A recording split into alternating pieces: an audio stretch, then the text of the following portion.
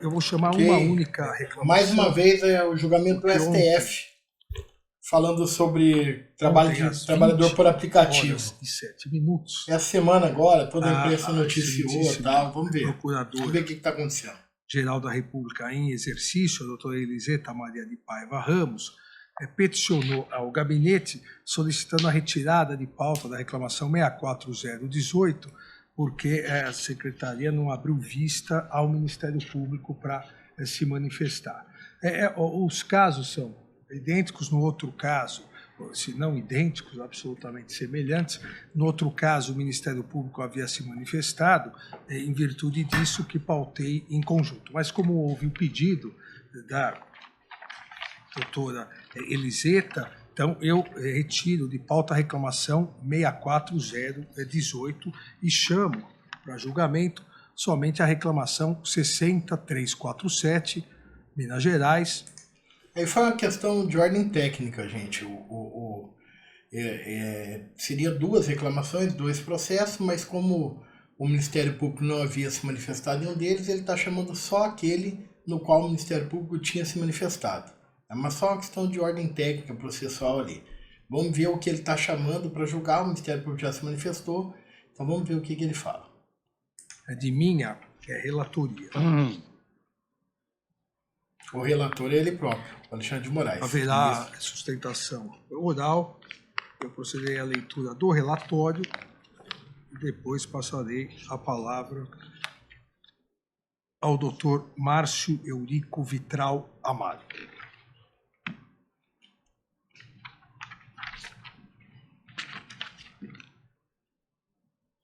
Aqui trata-se de reclamação ajuizada por Cabif, Agência de Serviços de Transporte de Passageiros, contra a decisão do Tribunal Regional do Trabalho da Terceira Região, que teria desrespeitado o que decidido por essa Corte na ADC 48, na DPF 324, no RE 958252, na ADI 5835 e na repercussão geral, tema 590. Aqui é a questão da possibilidade de terceirização.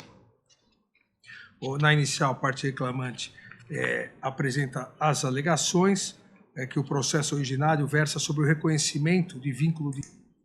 Aqui já tem um ponto, gente, que é a grande crítica que tem sido feita ao Supremo Tribunal Federal. Notem bem aí que é uma reclamação que a empresa propôs de uma decisão do Tribunal Regional do Trabalho. Logo, não houve o exaurimento da instância trabalhista para se chegar a uma reclamação no Supremo Tribunal Federal. Está tendo um julgamento per saltum. Está se saindo de um julgamento de um Tribunal do Trabalho para reclamar lá na competência do Supremo Tribunal Federal. De ordinário, o Supremo Tribunal Federal, para outras matérias, em outras causas, em outras áreas do direito, ele não admitia esse tipo de hipótese. E aqui começa uma primeira crítica que tem sido feita a essa atuação do Supremo Tribunal Federal. Está se julgando per saltum, pulando etapas do que seria o normal, para se julgar questões de matéria trabalhista. Como se o Supremo Tribunal Federal quisesse a todo custo reafirmar um entendimento contrário ao que tem sido decidido pela Justiça do Trabalho, nem que para isso seja necessário malbaratar, violar o que seria a ordem processual normal numa situação como essa. Então aqui começa a primeira crítica que a gente pode fazer ao trâmite processual que o Supremo Tribunal Federal tem seguido nesses casos. Vamos voltar lá. Emprego de motorista de aplicativo, matéria conhecida como uberização. E aponta na sua petição inicial, aponta que o TRT teria considerado relação de trabalho. Requereu ao final que fosse afetar. Mas não é relação de trabalho? Aceita. Seria o que se não fosse relação de trabalho? Atacada. O que o uberismo faz não é relação de trabalho? Pelo Supremo Tribunal Federal. Em 20 de Acho julho difícil de 2023, dizer que não é trabalho, né? proferi decisão na qual concedia liminar pleiteada para suspender o andamento do processo em razão da probabilidade do direito pleiteado e o risco de cumprimento provisório da sentença trabalhista. Determinei também a intimação do TRT de Minas Gerais para que prestassem informações que foram prestadas. A parte beneficiária também foi devidamente citada, não interpôs recurso da decisão liminar, tampouco juntou qualquer manifestação. A Procuradoria-Geral da República apresentou manifestação pela negativa de seguimento. Aqui tem um negócio, né? Você vê a dificuldade do trabalhador. O trabalhador que teve a sua reclamação trabalhista suspensa pela direção do ministro Alexandre de Moraes, o advogado, quem está representando, não sei se ele está com advogado ou se ele está em os postulante, o fato é que o trabalhador sequer se manifestou contra a decisão do Supremo Tribunal Federal que suspendeu o andamento da ação trabalhista. Tampouco ofereceu recurso e sequer respondeu a essa liminar concedida pelo Supremo Tribunal Federal. Por quê? Porque o processo do trabalho, ele busca na sua origem, na sua acepção, ele busca corrigir uma assimetria que há entre capital e trabalho. De ordinário, quando se aplica o princípio da proteção no âmbito do processo de trabalho, é porque há a necessidade de se corrigir a simetria que há entre o capital e o trabalho. Por isso que o processo do trabalho ele tem regras protetivas para fins de corrigir essa simetria. E quando o Supremo Tribunal Federal começa a dar decisões contrárias aos interesses dos trabalhadores, decidindo per salto, suspendendo o andamento de processos trabalhistas, violando uma jurisprudência sedimentada do próprio Supremo Tribunal Federal, que não entendia caber reclamações e hipóteses como essa, ele está subvertendo a lógica do sistema processual trabalhista, que seria não de... está subvertendo a lógica no sentido de que ao processo do trabalho, que já seria normalmente mais difícil para o trabalhador conduzir o processo, já que o empregador tem mais condição econômica de contratar advogado, de produzir provas, ele está impondo um ônus ainda maior a esse trabalhador, que é o ônus agora de litigar, de promover a sua ação, não só no processo de trabalho, mas promover a sua ação dentro do Supremo Tribunal Federal, na Corte Superior do país, na Suprema Corte do país. Então veja que vai deixando ainda mais difícil a condução da reclamação trabalhista. E aí, gente, o meu papel, eu sou professor de Direito e Processo de Trabalho, eu dou aula dessas matérias há mais de 20 anos, eu falei muito sobre Direito e Processo de Trabalho na época da Reforma Trabalhista em 17. E o meu papel, alguém tem que falar sobre isso. E os juízes têm falado, mas na medida da possibilidade que eles têm de fazer as suas críticas pelo engessamento da magistratura, mas eu falo aqui como professor, como alguém que estuda esse conteúdo. Então eu tenho que levantar aqui a discussão jurídica da matéria. O ministro Alexandre de Moraes, eu teço todas as loas pela atuação que ele tem tido, e que o Supremo Tribunal Federal teve nos últimos anos, em razão da sua postura na defesa do ideal democrático. Eu acho que isso é algo histórico para o nosso país. E não obstante, todavia, porém, entretanto, não isenta de crítica a atuação do Supremo Tribunal Federal nesse particular, nesse conteúdo que eu estou tratando aqui. E a minha ideia desse react que eu estou fazendo aqui é suscitar esse debate, é suscitar essa discussão, tá? Muito respeitosamente, mas eu aqui, na condição de professor, eu não vou me furtar de levantar essa questão, não. Porque se eu não falar, se ninguém falar, vai passando batido. E com todo respeito, eu vou falar mais aqui no curso do REACT, é um absurdo essas decisões que têm sido dadas pelo Supremo Tribunal Federal nesse tema da uberização. Um absurdo do ponto de vista lógico, jurídico, histórico da sociedade contemporânea que nós estamos vivendo. E constitucional. Má aplicação da norma constitucional. Vem comigo que vocês vão acompanhar aqui as razões, pelo menos as minhas razões para tanto. Se eu estiver errado, paciência. Mas não sou só eu que tenho falado dessas coisas. Tem muita gente que tem uma visão muito parecida com a minha e muita gente que estuda a área trabalhista e conhece a área trabalhista. Vamos em frente, vamos continuar vendo aqui. Dentro da reclamação, esse é o relatório. Senhor presidente, só para uma ordem, quem sustenta é o reclamante? Sustenta falar pelo reclamante, exatamente. Falar pelo reclamante o Dr. Márcio Eurico Vitral Amaro. No STJ nós tínhamos uma metodologia, mas qualquer um reclamar se impede, não é possível. Co- Ouvi-lo, né?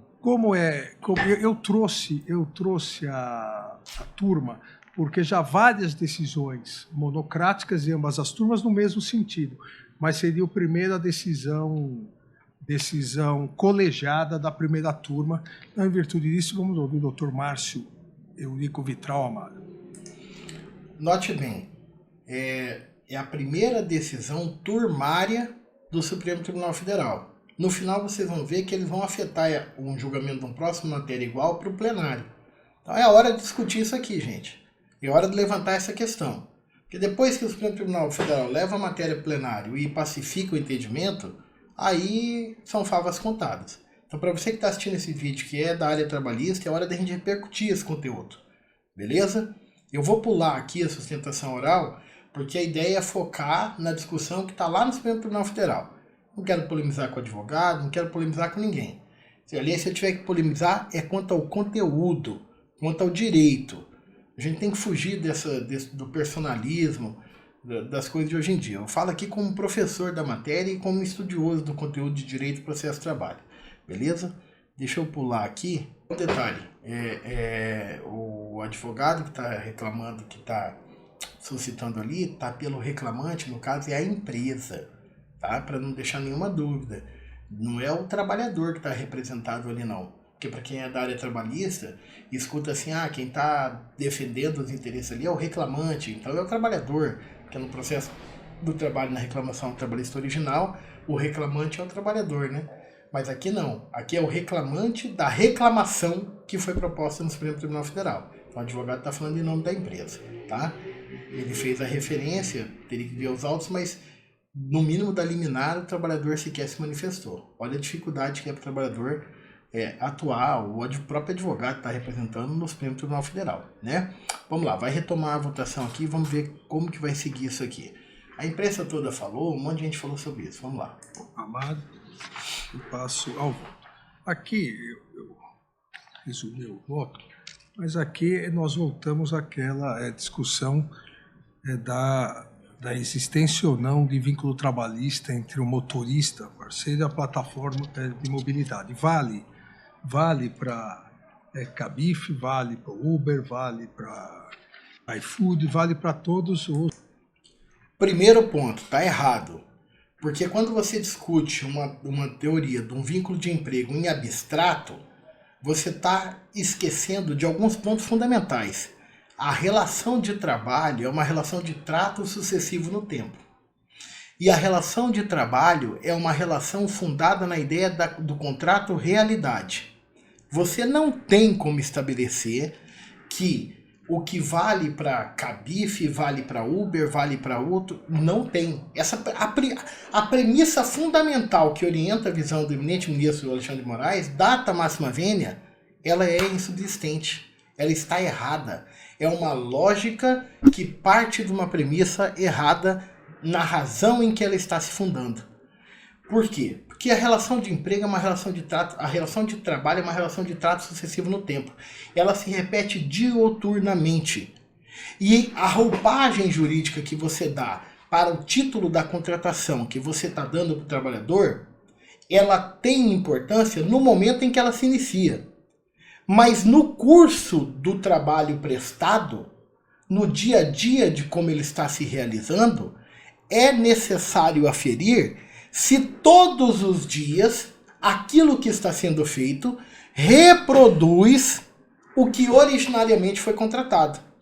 Tá dando para entender? Dá para entender o erro da premissa fundamental da qual ele está partindo? Ora, é trabalho uberizado, vale para todos a mesma premissa. Não, doutor Alexandre de Moraes. É preciso ver em cada caso como se desenvolveu a relação de trabalho. Você pode estabelecer um princípio, e do ponto de vista ético, lógico e jurídico eu tenho que defender, eu tenho que deixar isso claro. Você pode estabelecer um princípio que o trabalho uberizado na sua contratação, estrito sensu, na sua contratação, na gênese da sua forma de contratar, se mantida durante todo o período da prestação, o trabalho uberizado não caracterizaria relação de emprego. não se amoldaria no modelo de relação de emprego. Data máxima vênia, eu tenho razões para dizer que não. Que essa acepção, essa concepção jurídica está errada. Porque há uma mudança do conceito, eu vou chegar nisso daqui a pouco. Mas você pode estabelecer essa premissa.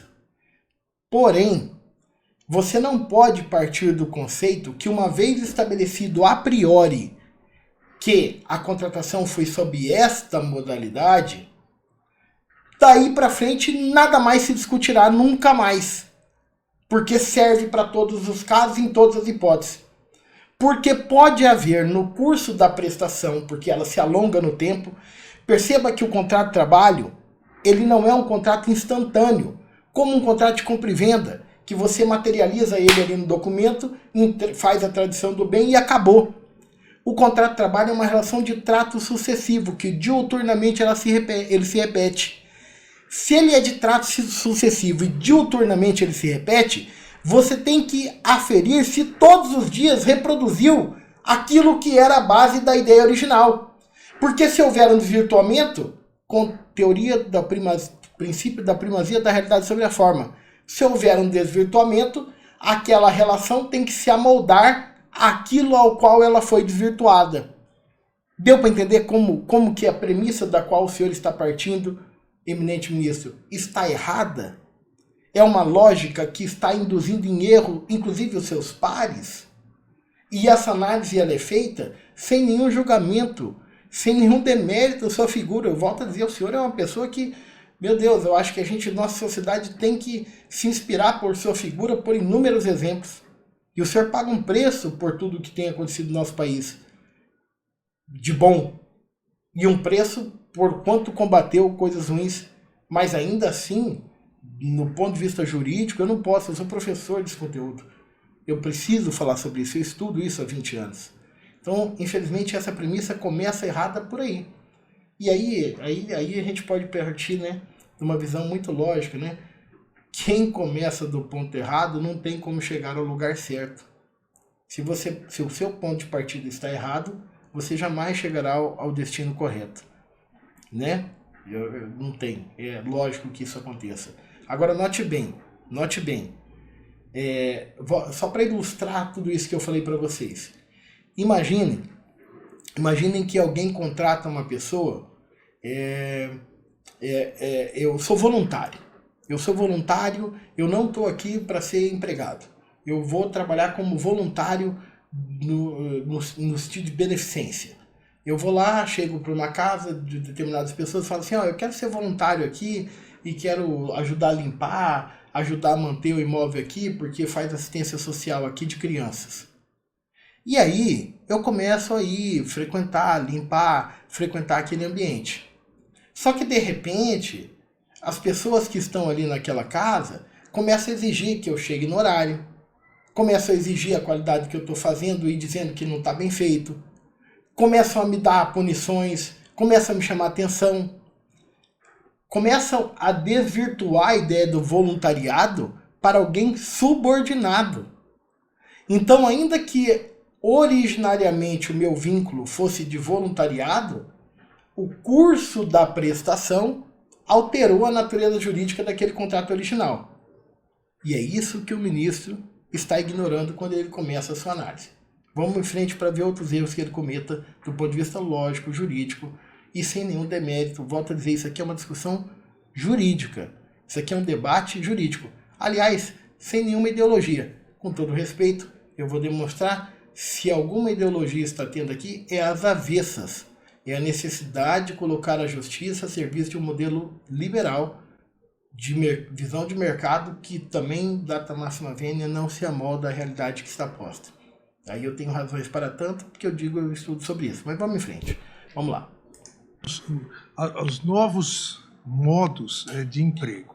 E voltamos, a meu ver, com devido respeito às posições em contrário, voltamos àquela discussão do... Senhor ministro, veja que a terminologia que o senhor usa já desautoriza o senhor a sequer tratar dessas matérias. Porque se o senhor fala que o uberismo está dentro das modalidades dos novos modos de emprego, automaticamente o senhor já deferiu o conteúdo que o senhor está julgando contra. Porque é justamente isso que tem sido defendido pela justiça. Que o uberismo é um novo paradigma de produção que, com uma revisão histórica do conceito de subordinação, não mais visto como uma subordinação jurídica, mas como uma subordinação integrativa, o uberismo, como um novo paradigma da produção, se insere dentro de uma modalidade de emprego, uma nova modalidade de emprego. Então perceba que a sua afirmação desautoriza a sua conclusão.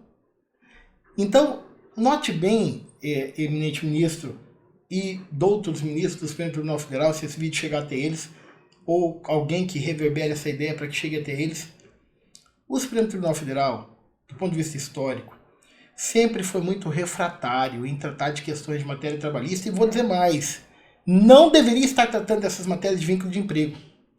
Porque a discussão do vínculo de emprego se estabelece no plano infraconstitucional, na discussão dos pressupostos fáticos jurídicos que estão no artigo 3º da CLT, norma infraconstitucional, portanto, não suscetível de controle de constitucionalidade, portanto, não é matéria do Supremo Tribunal Federal. Olha que interessante. O Supremo Tribunal Federal desde sempre foi muito refratário em abordar essas questões, em não conhecer de matérias que estavam sendo discutidas na Justiça Especializada Trabalhista.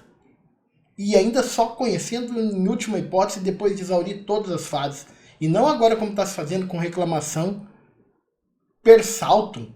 Sai uma sentença, vai com uma reclamação e ganha uma liminar no Supremo. Que insegurança jurídica é essa para o nosso ordenamento?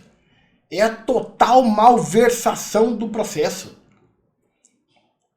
E faz isso, e deveria continuar fazendo isso, se mantendo refratário, por quê?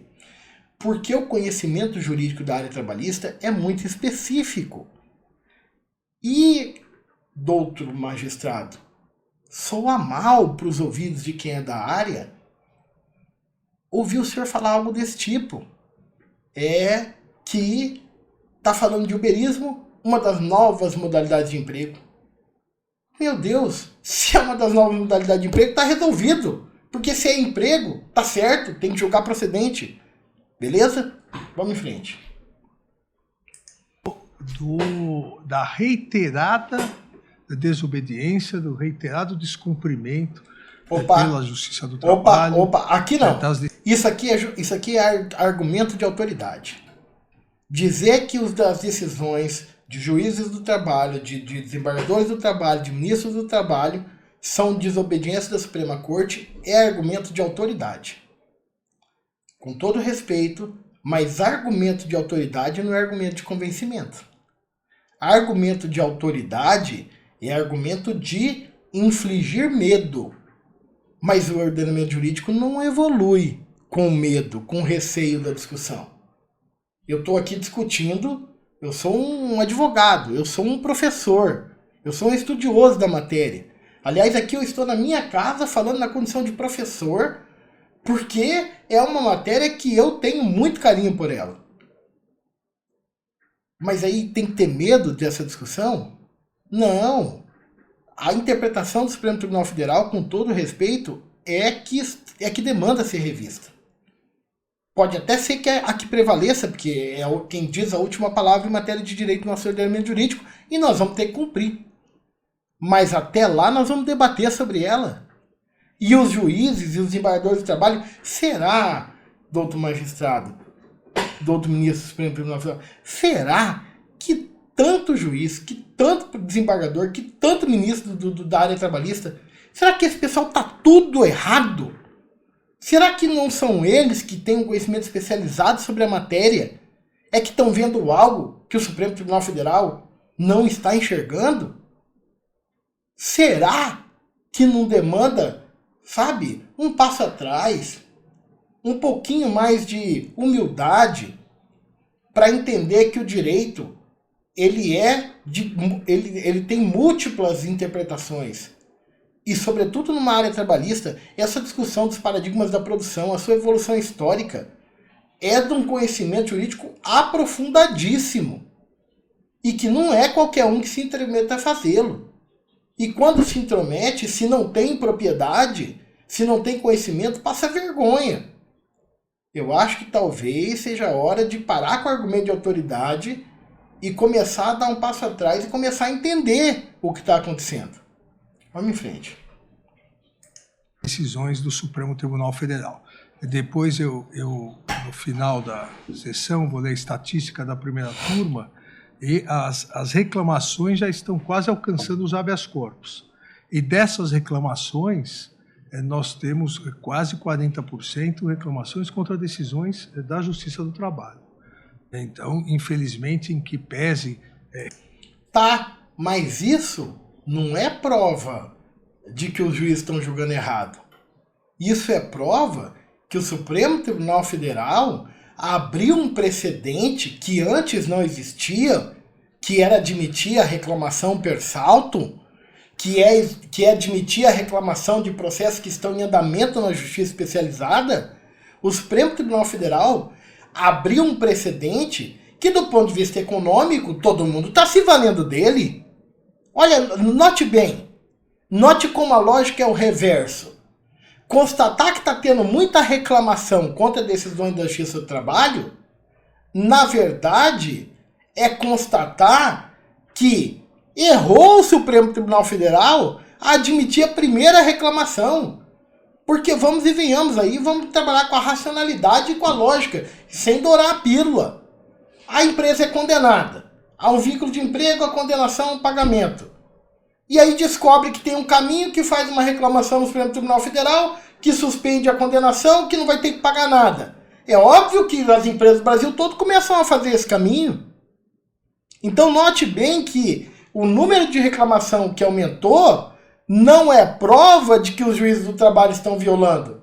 É prova de que o Supremo errou ao admitir esse tipo de procedimento.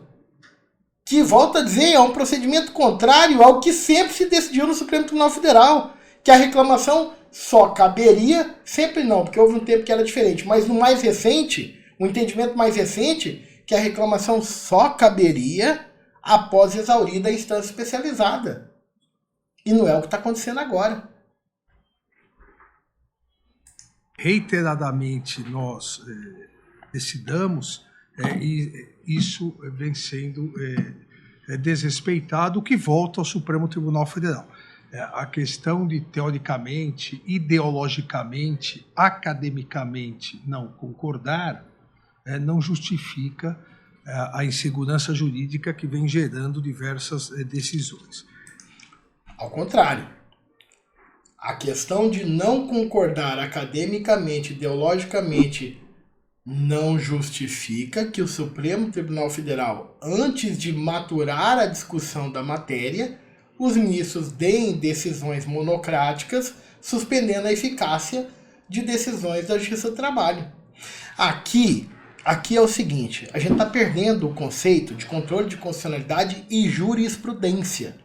A dimensão objetiva da jurisprudência, ela é a consolidação do entendimento dos julgamentos divergentes dos tribunais por um único sentido.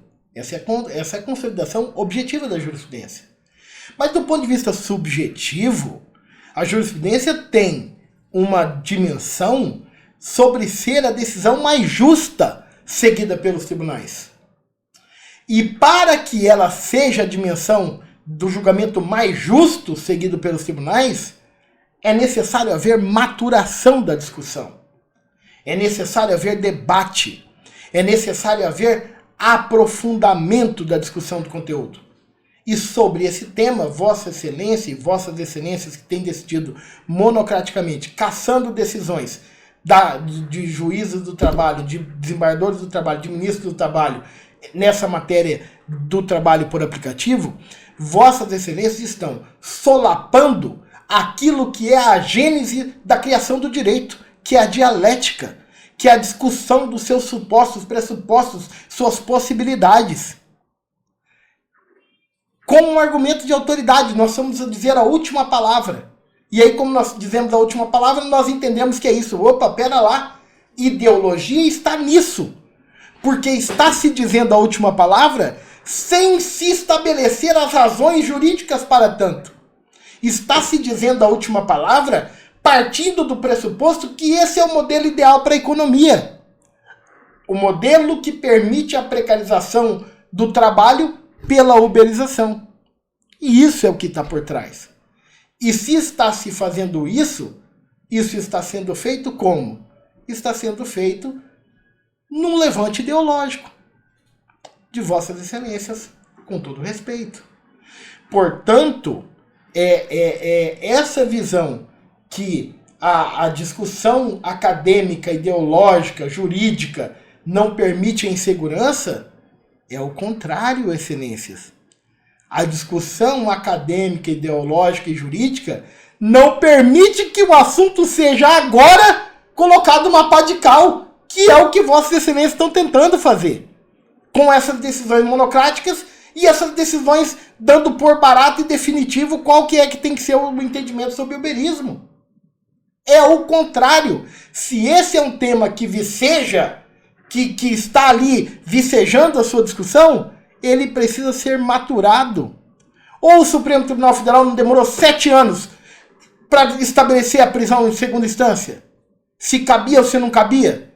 Foi para um lado e foi para o outro? Teve um entendimento e teve outro?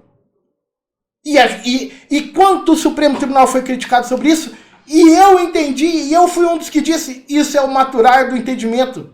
Isso é a discussão jurídica necessária. Opa, pera lá. O pau que dá em Chico tem que dar em Francisco. Você não pode, por interesse do capital, você não pode impedir que uma discussão que envolve milhares de trabalhadores, que envolve as condições de trabalho de milhões de pessoas, que envolve um modelo produtivo que está nesse momento no contemporâneo em xeque no mundo inteiro, que o Brasil se coloque à mercê e à margem dessa discussão. Não! Pega o direito comparado e analisa no direito comparado como em outros lugares essa mesma discussão está presente.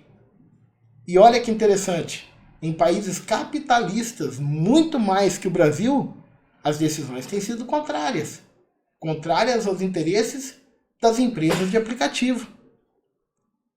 Porque lá, como deveria ser aqui, já se deu conta que esse modelo produtivo de destruição criativa, de evasão fiscal, de evasão tributária, trabalhista, fundiária, previdenciária, de concentração de mercado, esse modelo produtivo, excelência, com todo respeito, não é bom para a economia. Esse modelo produtivo enriquece, uma meia dúzia de empresários são os donos da empresa de aplicativo, mas empobrece o setor, destrói setores estabelecidos administrativamente e, sobretudo, vilipendia a condição de trabalho humano de quem presta esse serviço. Por isso que isso tem que ser em discussão. Então é o contrário desse entendimento. A existência de tanta discussão ideológica, acadêmica, impede a insegurança jurídica de uma decisão que venha solapar o maturar do entendimento doutrinário, o maturar da discussão jurídica pelas mais variadas cortes. É o contrário, excelência. Aqui, exatamente, essa é a questão. O plenário da Corte já decidiu, eu cito no voto ADC 48, que é de relatoria do eminente presidente nosso hoje, o ministro Roberto Barroso, que a Constituição não impõe uma única forma de estruturar a produção.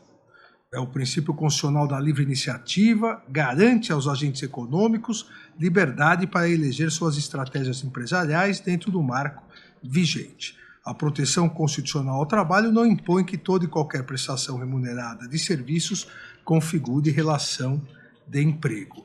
E nós fixamos no plenário... Fato. Não impõe que tudo seja emprego.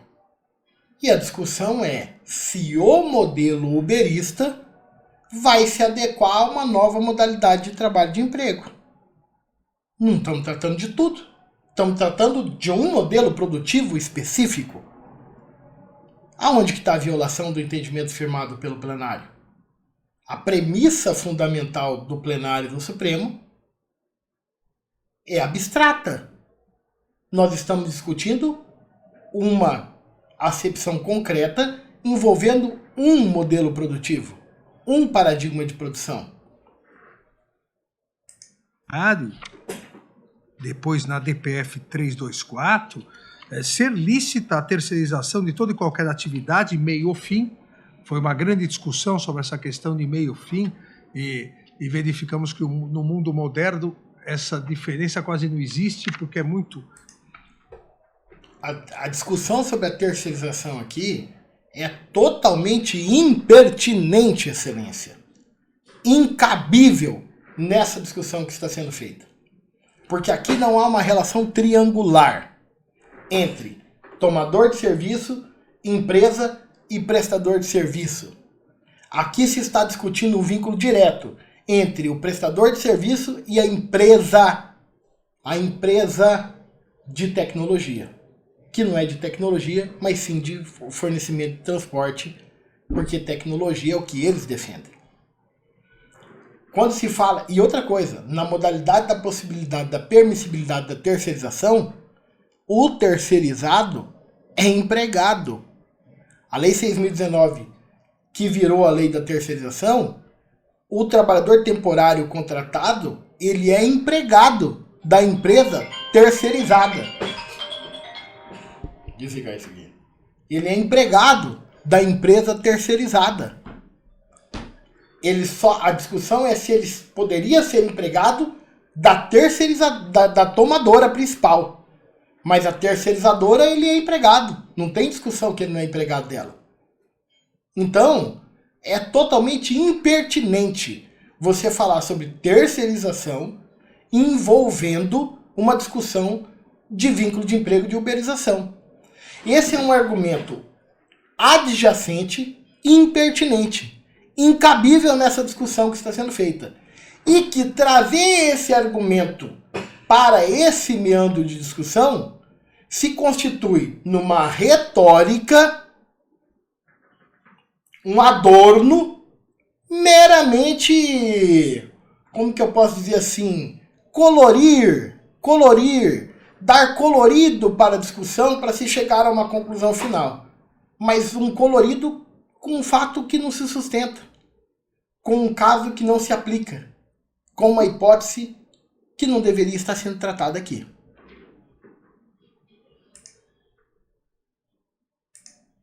Separado, né, sectário cada atividade. Então, é lícita a terceirização de toda e qualquer atividade, meio ou fim, não se configurando relação de emprego entre o contratante e o empregado da contratada. Na terceirização, compete à contratante verificar a idoneidade, a capacidade econômica da terceirizada e responder solidariamente por descumprimento, eventualmente, de normas trabalhistas. Tudo bem. Tivemos ainda uma outra decisão importante de relatoria do eminente ministro Luiz Fux, o tema 725 de repercussão geral, que reafirmou a licitude da terceirização ou qualquer outra forma de divisão de trabalho que também não tem nada a ver com a história, distintas, independentemente do objeto social das empresas. Outro tema que não tem nada a ver com a história. Mantida a responsabilidade subsidiária da empresa contratante. A questão da pejotização, né, como se referem de modo pejorativo até. Posteriormente, numa ADI 5625, e aí discutimos uma questão específica sobre contratos entre pessoas jurídicas, salões de beleza, profissionais que terceirizavam. Houve ação direta dizendo que isso não seria mais possível. Eu mesmo recebi no gabinete as associações referentes as pessoas que realizam mesmo a atividade, dizendo que se isso caísse, eles perderiam, na verdade, a sua fonte de renda, que eles não se consideravam empregados. Ponto. Olha só, outra discussão impertinente. A relação de parceria, de trabalho compartilhado, de quem trabalha em salão de beleza, é outro contexto. Note que nesses casos, o trabalhador consorciado lá do salão de beleza, ele fica com 50% da produção dele, quando não fica com mais, quando não fica com 60%. Não tem os gastos do negócio. Então, perceba que é uma situação totalmente diferente do trabalho uberizado. No trabalho uberizado, o trabalhador se filia a um regime de trabalho por aplicativo, no qual todo o custo da produção do veículo, da manutenção do veículo, fica sob as costas dele, a total subversão da alteridade. No trabalho uberizado, o trabalhador não tem controle sobre as taxas de lucratividade do exercício que ele está fazendo, porque a corrida oscila o preço conforme a demanda do mercado e conforme a política de crescimento da própria empresa. Porque se ela está numa dinâmica de crescimento e de consolidação no mercado para fins de formação de cartel, ela baixa o preço das corridas, ela diminui até com prejuízo na corrida, só para quebrar a concorrência de empresas de táxi, de outros aplicativos que estejam concorrendo. Então o trabalhador não tem controle sobre a lucratividade e as margens de retorno que ele tem são muito menores do que 50%. Mas muito menores, quando ele ganha. Então também é uma situação impertinente, que não tem cabimento de ser aferida nessa hipótese. Outro argumento de autoridade, mas já decidimos assim. Ótimo, já decidimos assim num caso que não é o caso. Porque eles tinham a liberdade, e aqui que eu quero salientar, porque equivale muito ao caso que estamos julgando hoje, eles tinham a liberdade de fazer o horário deles, tinham a liberdade de poder ir para 2, 3 salões diferentes, aí tinham... Notem bem, naquela hipótese de trabalhadores cabeleireiros de salão de beleza que vão escolher o horário de trabalho, mas que vão ganhar 50%, 60% da onde eles estão trabalhando. E não vão levar maquinário, não vão levar nada. Vão chegar lá, não vão ter gasto de despesa do local, não vão ter gasto de energia, não vão ter gasto de aquisição de cliente, nada. Então é uma situação absolutamente diversa da situação do trabalho uberizado. Vamos em frente. A liberdade de, vamos dizer, escolher para quem eles poderiam ou não prestar o serviço. Na verdade, é numa mentalidade, isso foi utilizado várias vezes pelos profissionais de beleza, desse setor de salões de beleza, cabeleireiros, várias vezes, que eles não queriam se sentir empregados, eles queriam se sentir pequenos empreendedores. E é que a legislação... Isso aqui é interessante. Olha só, tudo que o ministro está falando aí é absolutamente verdade. Vale para essa hipótese que ele está tratando, do caso de trabalhadores de salão de beleza, e não tem aplicação para o caso do trabalhador uberizado. Não há aplicação que se está pretendendo dar a ela. Mas notem bem, do ponto de vista sociológico, e do ponto de vista do trabalho uberizado, uma das características do trabalho uberizado classificado pela doutrina, que tem estudado o uberismo como um paradigma de produção, um novo paradigma da produção, Ricardo Antunes e outros autores, o que eles apontam? Que uma das características do trabalho do modelo produtivo uberizado é o acentuado plano mercadológico. Porque você precisa convencer o trabalhador de que ele não é um parasubordinado, de que ele não tem uma subordinação econômica controlada por algoritmos de controle que vão subordinar a capacidade de trabalho dele, já que tem consciência de que se ele não trabalhar 12, 14, 16 horas, ele não vai ter uma produtividade que lhe garanta um mínimo de subsistência.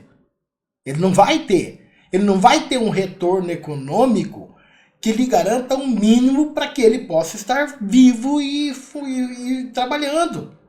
Então, por via oblíqua, por via indireta, o controle é feito do ponto de vista econômico. Determina que a pessoa trabalhe 12, 14, em excesso de hora, porque senão ela não tem retorno para sobreviver com o que ela está ganhando. Percebe? Mas o acentuado plano de Marx vem para quê? Para destruir, do ponto de vista sociológico, o conceito da figura de proletariado, que é inerente à construção e o enquadramento tradicional da figura do empregado. Porque, de ordinário, o empregado ele não tem um retorno econômico tal de modo a lhe permitir que ele esteja em outra classificação social que não é de proletariado. E aí, esse conceito novo do empreendedorismo, que em si mesmo não é um conceito ruim, que a pessoa defender ideias empreendedoras, de crescimento pessoal, de desenvolvimento de negócios, para quem tem essa capacidade e o queira, tudo bem. Mas para quem, sendo submetido a condições iníquas de trabalho, está sendo alienado da sua condição social para, por conta desta alienação, permanecer ali explorado naquela condição, isso é o máximo. E note que esse é um conceito que chega na Suprema Corte. Que a Suprema Corte dá valor, que a Suprema Corte valora a importância da concepção empreendedora para o trabalhador que não quer se sentir empregado. Que não quer se sentir empregado. E quando a tutela jurídica e a tutela do bem jurídico tutelado, da dignidade humana do trabalhador, do valor social do trabalho, deveria se impor a essa condição sociológica, a essa condição que malbarata a condição humana em favor do modelo ideal de economia capitalista, mas de uma economia capitalista que não cumpre a sua função social, no qual o trabalhador ele não tem um mínimo de contrapartida pelo trabalho que está sendo prestado. E isso deveria ser visto pela Suprema Corte. E talvez a falta de estudo na área trabalhista, talvez a falta de conhecimento específico do desenvolvimento do mundo do trabalho, talvez a falta de conhecimento específico do desenvolvimento dos meios de produção seja a razão desse desacerto. E talvez por isso é que a Suprema Corte deveria dar um passo atrás e se abster um pouco, de querer pôr um fim nesse debate do trabalho uberizado e entender que talvez isso demande uma discussão maior na sociedade. E eu falo isso muito respeitosamente. Eu estou aqui na condição de professor e como professor eu procuro ensinar em sala de aula que os alunos tenham respeito pelas autoridades. E eu tenho todo o respeito por Sua Excelência, que na verdade está representando um viés de entendimento que tem se mostrado quase que majoritário no Supremo Tribunal Federal. Mas que é o nosso papel enquanto sociedade discutir sobre isso. É o nosso papel discutir sobre isso e eu não vou me furtar a isso. Não me furtei. Eu comecei a fazer vídeo na internet em 2017, por ocasião da discussão da reforma trabalhista. Não vai ser agora que eu vou me furtar do novo debate. Eu dizia naquela época e eu reproduzo agora, se eu que estudo da área, que estou há 20 anos na área, ficar quieto, quem é que vai falar? Não é meu filho que está formando agora, em dezembro. Não é meu filho, tem que ser eu que tenho que dar a cara a tapa. E o mais, as pessoas que estudam, que falam sobre essa área, é hora da gente debater sobre isso. Tá? Os juízes têm feito isso com muita capacidade e muita coragem, eu devo dizer. Tá? É impugnada a Lei 13.352 de 2016, possibilitava isso. Então, eu não queria que caísse essa possibilidade. O Supremo manteve, e obviamente em todos os casos, aqui é bom relembrar, e eu lembro, nos debates a ministra Carmen Lúcia salientou várias vezes, é bom relembrar que isso não afasta a possibilidade de comprovação de fraude. Obviamente, se comprovada a fraude, Olha, por isso que até me arrepia, gente, sinceramente. Eu sou fã do ministro Alexandre de Moraes. Devo dizer que, se pegar minhas mídias sociais aí, vocês vão ver. Ele tá certo. Nisso aí ele tá certo. Veja que aquele entendimento que ele está discutindo, que não tem cabimento para esse trabalho uberista, Ó, eu acho muito... Por isso que tem que discutir, gente. Porque às vezes você abre a cabeça da pessoa, sabe? Discutir assim, com respeito. Eu tô tentando, pelo menos aqui, se eu tô me excedendo, até peço perdão, não é minha intenção. A gente tem que discutir com respeito. Mas me arrepia ver isso aqui. Por quê? Vejam só, ele está tratando de um tema que não tem aplicação para esse caso do uberismo. Ele está tratando lá dos trabalhadores, dos parceiros, dos regimes de parceria de salão de beleza.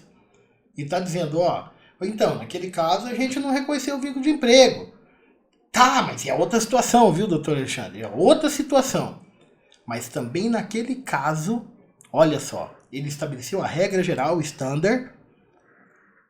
Como regra não tem vínculo, mas se houver fraude, e leia-se, o que está por trás dessa palavra fraude? O que está por trás dele afirmar se houver fraude? Se o trabalhador chega lá no salão com a condição de ser só um parceiro para ganhar metade e dos cortes que ele quiser fazer, e o dono do salão começa a falar, ó, você vai limpar o banheiro, você vai varrer o chão, você vai chegar mais cedo, você vai chegar no horário, você vai atender quem eu quero e não quem você quer, você vai fazer o corte do jeito que eu quero, ó, não vou pagar para você os 50% não, você vai levar 10%, 20%, é disso. Quando ele fala a palavra fraude, é isso que ele está falando, é dessa palavra que ele está falando, é dessa situação que eu estou narrando para vocês que ele está se referindo. E aí ele está lá, putz, muito legal, ele está dizendo, ó, mesmo naquele caso, se houver fraude, aí é outra situação. Se houver fraude, aí tem vínculo. Aí a gente anula tudo. Nota. Então, assim, eminente ministro Alexandre, coloca açúcar e afeto no seu coração, entenda que essa matéria que o senhor está discutindo demanda maior análise. O senhor talvez com o tempo o senhor reflita sobre essa posição. Comprovado que somente para não pagar direitos trabalhistas, para não pagar a tributação, se finge uma relação entre pessoas jurídicas. Ministro Alexandre, olha só, somente para não pagar direitos trabalhistas, somente para não pagar a tributação. Qualquer autor que estiver estudando e falando sobre o paradigma da produção do uberismo, qualquer um, doutor Alexandre, é claro, qualquer um que não for patrocinado pelo uberismo, né? Que não estiver a serviço do uberismo, qualquer autor crítico do modelo de produção, qualquer autor clássico, pega aí qualquer autor clássico, vai dizer que uma das características do modelo de produção uberista é a evasão fiscal, a evasão tributária, a evasão fundiária, a evasão de divisas, a evasão de responsabilidade. O modelo uberista, eu não estou me referindo à empresa Uber, tá? Eu estou me referindo ao modelo de produção uberista. O modelo de produção de aplicativos é um modelo de produção que você, como consumidor, esquece direito de trabalho, consumidor. Você, como consumidor, vai lá, entra no aplicativo, chama o veículo vem até você entra no veículo, no caminho a pessoa vai, te assalta, te dá uma surra, te joga no chão, aí você vai pedir uma indenização para a empresa, sabe o que ela fala? Não tenho responsabilidade nenhuma. Eu sou só a fornecedora da tecnologia. Quem te bateu foi o dono do carro. Evasão da própria responsabilidade perante o direito do consumidor. Você estava falando do modelo de produção que a tônica do modelo... Sabe, doutor Alexandre? E demais que estão falando sobre essa matéria. A grande questão é que o direito... A grande questão é a seguinte. O direito, ele se compraz, assim, numa relação dialética entre fato, valor e norma. Beleza? Do ponto de vista histórico, a teoria tridimensional, fato, valor e norma. Só que o fato sempre precede a valoração social e a criação da norma jurídica. Sempre. Por quê? Porque o fato vem primeiro. Isso é óbvio, não é uma relação o ovo ou a galinha. Não. Primeiro, é difícil você teorizar. Tudo bem, tem a questão abstrativista. Não, você pode pensar primeiro, e temos que pensar, né? Tudo bem, clonagem humana. Clonagem humana, ó, não começou, temos técnica de clonagem. Opa, vamos proibir a clonagem do ser humano. Tudo bem, tá. Então, antes da tecnologia e da técnica o fato estar presente, você já cria uma norma regulatória. Mas isso é a exceção. Como regra, fato, valor e norma, o fato costuma vir primeiro, depois a valoração social e depois a norma. Beleza? Então, ministro Alexandre, é preciso ser dito o que tem que ser dito. E o que tem que ser dito? Nessa questão do uberismo, do paradigma de produção uberista, o paradigma de produção uberista, ele vem e se estabeleceu na sociedade como uma grande novidade por conta da inovação tecnológica. A inovação tecnológica que proporcionou isso. A tecnologia veio, criou um instrumento que permitiu a criação desse modelo produtivo. Controle, a dinâmica do contato, papapá. Então o fato surgiu. A sociedade, agora que está entendendo como é complicado viver esse modelo de produção. Agora que está tendo a valoração e a crítica social de entender que um trabalhador que custeia o veículo, custeia o combustível, que fica horas e horas atrás do volante, que não tem segurança, se ficar doente não tem uma previdência social, se bater o carro não tem um seguro, não tem quem se responsabilize pela batida, que não tem controle do ganho, da margem de ganho, do que ele está ganhando, de cada corrida que ele faz. Que quem define isso é o aplicativo à luz do seu interesse mercadológico daquele momento, daquele instante, que varia de um momento para o outro. Muito bem. A sociedade agora está... E aí, por via oblíqua, submete o trabalhador a horas e horas e horas e horas e horas de trabalho. Via oblíqua, que eu digo, por via econômica. Porque ele controla a margem, e aí ele fala, pô, se esse cara quiser ganhar no mínimo aqui, que dá para ele viver aqui nessa sociedade, nessa região, nessa cidade que ele tá, o padrão de vida mínimo, aí ele vai ter que trabalhar 10, 12 horas por dia e pau. Muito bem. A sociedade agora está entendendo que este modelo de produção é nocivo. E as pessoas que se submetem a isso vão ficando depauperadas, vão ficando irritadas, não vão vivendo com dignidade. E isso, a médio e longo prazo, causa crise social, causa adoecimento das pessoas. É ruim para a sociedade. É a evasão fiscal, tributária, é a evasão de responsabilidades. E agora a norma regulatória. A norma que vai surgir, que tem que surgir do entendimento dos tribunais.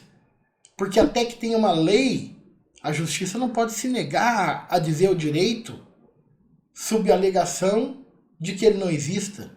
Até que tenha uma norma, e aí pausa, uma vírgula aqui, é aquela crítica, o Supremo está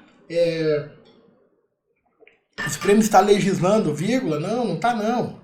O Poder Judiciário está cumprindo seu papel com muita galhardia. Eu não entro nessa crítica ao Poder Judiciário. O Poder Judiciário está fazendo seu papel, que é dizer o direito. Mas não tem direito, não criou a lei ainda. Mas ele tem que resolver os casos concretos que são trazidos. Ele não pode deixar a discussão sem solução. Então tá tudo certo, é assim que funciona a regra. E aí, se o legislador quiser não ficar para trás na história, cria a norma logo, cria a regulação logo. Beleza?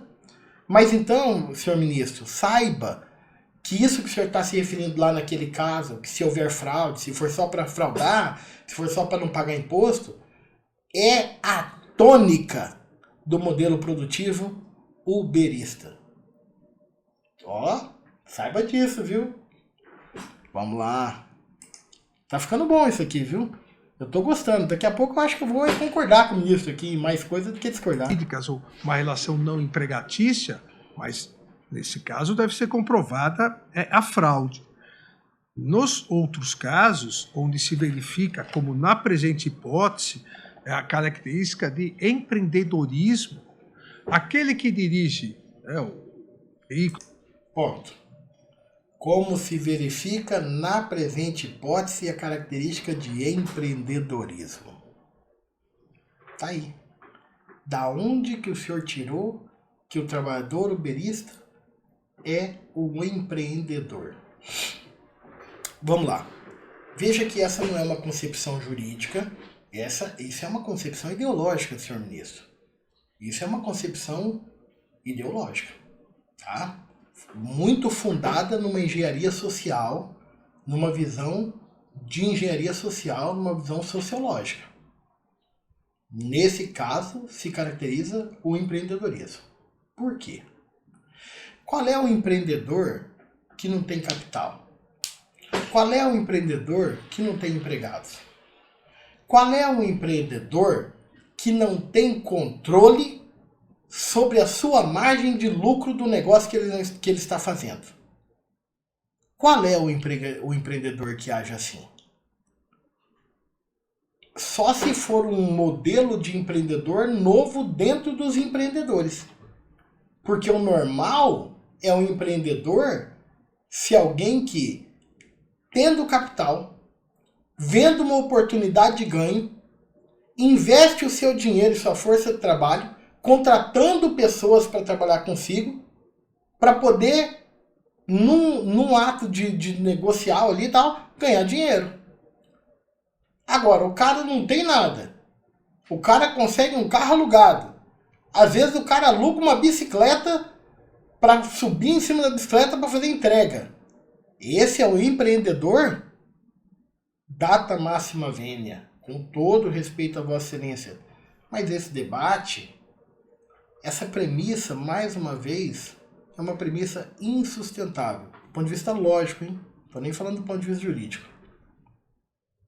Aquele que faz parte da Cabif, da Uber, do iFood, ele tem a liberdade, por exemplo, de aceitar as corridas que quer. Ele... Data máxima vênia, esclarecer para Vossa Excelência. Não é verdade. Veja, primeiro que ele não tem essa liberdade do ponto de vista econômico. Porque se ele não aceitar as corridas, ele não ganha. Ele só recebe se ele produz. E como ele não tem controle da margem de lucro da corrida que ele faz, ele não tem previsibilidade de quanto ele poderá lucrar ao final do dia em quantas corridas ele realizar. Logo, ele é, por via oblíqua, obrigado a aceitar tudo o que apareça, porque ele não sabe em qual das corridas ele vai ganhar mais ou vai ganhar menos. Além de tudo, quando fecha o dia, magicamente, na média, ele ganha uma média que, somado num mês, vai dar a média de ganho de vida para uma pessoa sobreviver. Oh, que surpresa! Então não é verdade que ele tenha a opção de escolher se aceita ou não a corrida do ponto de vista econômico. Mas também não é verdade que ele tenha a opção de escolher ou não a corrida do ponto de vista prático.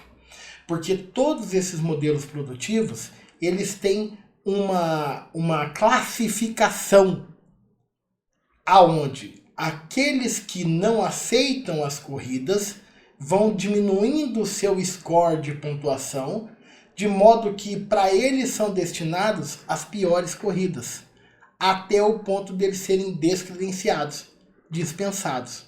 Então tem 2 ônus para eles de não aceitarem as corridas. Então eles não têm essa liberdade. Portanto, esta razão pela qual o senhor funda a sua análise, ela está incorreta. Este fundamento também não se sustenta. Tem a liberdade de fazer o seu horário. E o mais que a maioria dos desses profissionais... A liberdade de fazer o seu horário. Eu já disse, vou repetir. Por via oblíqua, ele não tem essa liberdade na proporção em de que, se ele não trabalhar muitas horas por dia, ele não tem o mínimo de retorno econômico para a sobrevivência. E a premência da sobrevivência é algo que, por via oblíqua, impele que ele tenha que trabalhar muito mais do que uma jornada normal de trabalho.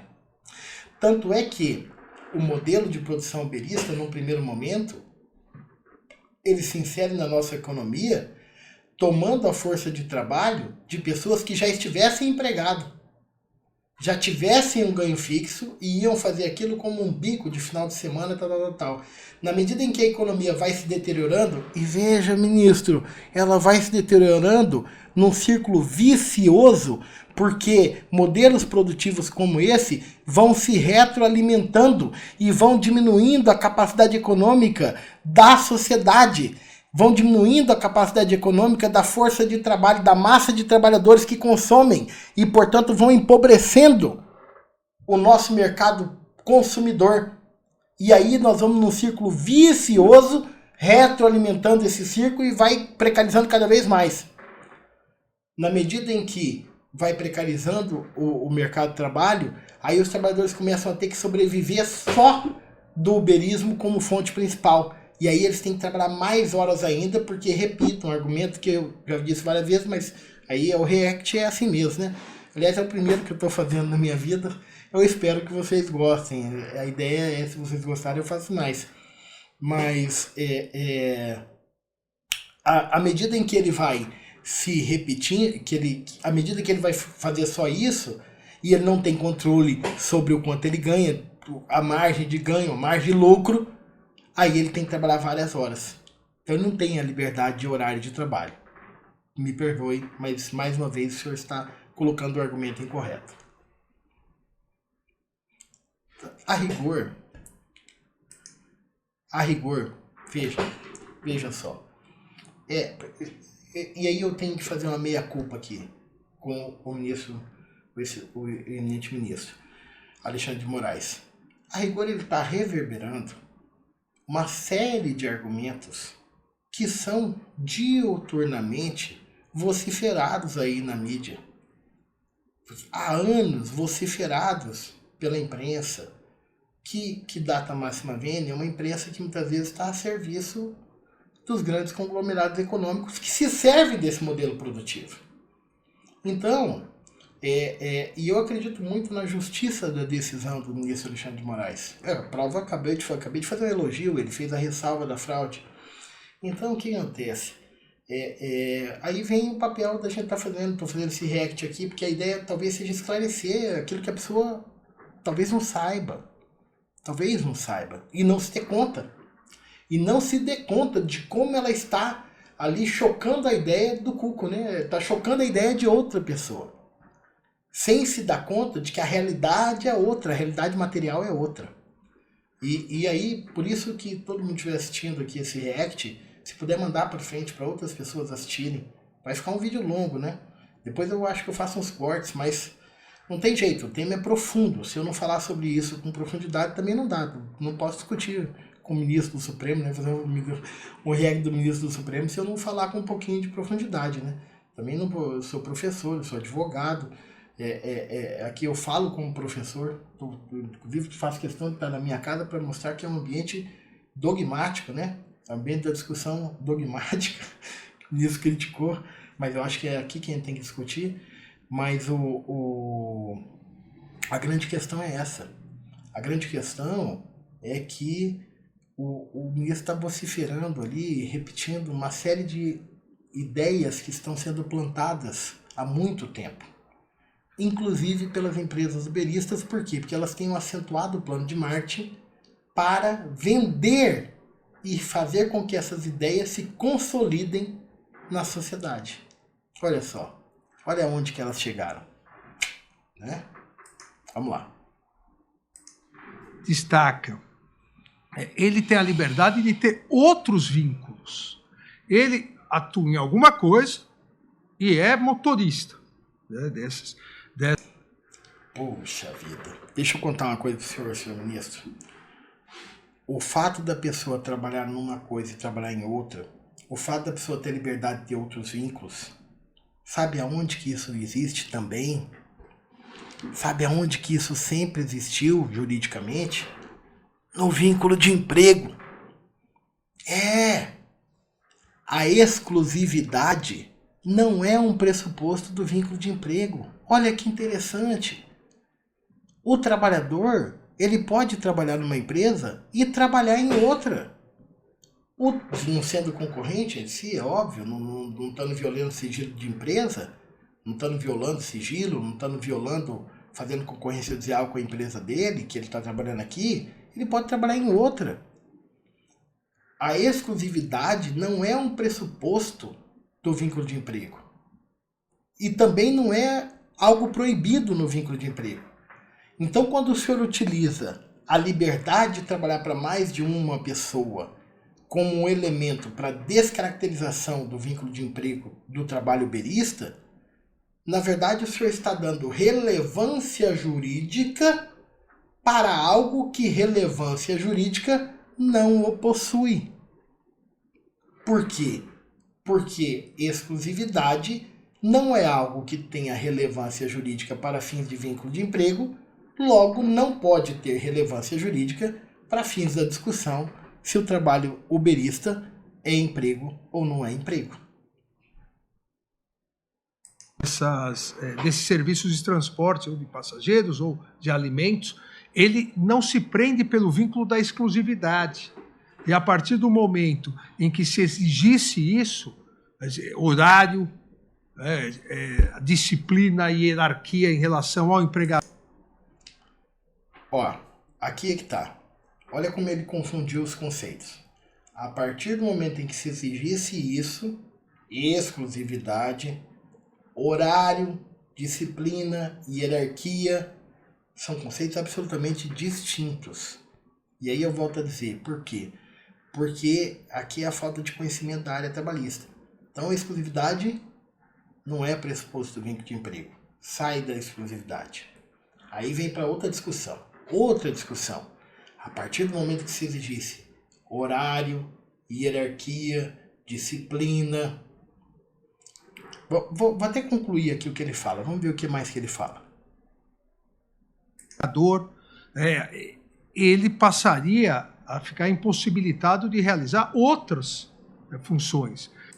Vamos lá. Ele não se prende pelo vínculo da exclusividade. Vou voltar aqui. E a partir do momento em que se exigisse isso, horário, disciplina e hierarquia em relação ao empregador, ele passaria a ficar impossibilitado de realizar outras funções. Nós vimos...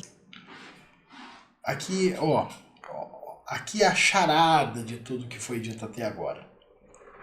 Primeiro que, não é que ele... Aqui, na verdade, o ministro se deu conta que ele estava sendo traído. Ele cometeu um ato falho ali do seu raciocínio lógico jurídico. Que ele ia falar assim, a partir do momento que se exigisse isso, aí ele seria considerado como empregado. Aí ele redarguiu e falou assim, a partir do momento que se exigisse isso, ele ficaria impossibilitado de trabalhar para outro empregador. Não, senhor ministro. Porque o empregado, ele tem horário, hierarquia, disciplina com o empregador. E se sobrar horário, porque ninguém trabalha 24 horas por dia, se ele cumprir uma jornada de meio período, se ele fizer uma jornada 12 por 36, como é comum, por exemplo, na área de enfermagem, ele pode ter outro emprego em outra área. Ele pode ter um segundo emprego. Se ele for meia jornada, se ele trabalhar de manhã num lugar, ele pode trabalhar em outra tarde. O fato de ter disciplina e hierarquia, cumprir horário, não modifica a possibilidade dele trabalhar em outro lugar. Na verdade, a sua conclusão aqui é, se exigisse horário, hierarquia, disciplina, aí teria vínculo de emprego. Essa seria a conclusão lógica do que o senhor está falando. Tá? Porque não há relevância nenhuma o fato dele não ter outro emprego, dele trabalhar para outro empregador. Isso aí não tem relevância jurídica nenhuma. Acabou minha água, gente. Eu não sei interromper a gravação, aí eu tô lascado, hein? Como é que eu vou fazer aqui? Nossa, já tem 1 hora que eu tô falando, 1h15. Eu acho que eu vou interromper aqui para pegar água. E aí, se eu interromper, como é que fica, hein? Será que depois eu consigo gravar? Acho que deve ter um jeito, né? Eu vou interromper aqui, que eu tô com muita sede. Voltei, tudo em dia aqui, lanchei. Cara, vida de react não é fácil não, hein? Esse pessoal que vive fazendo react o dia todo, meu Deus do céu, é muita coisa, cara. É difícil, velho. Ah, tem que abrir o vídeo aqui, pera. Então, vamos ver. Nós vimos, principalmente na pandemia, onde esses serviços se multiplicaram exponencialmente, vários engenheiros, advogados, procurando para complementar a sua renda, esse serviço nos momentos em que eles poderiam.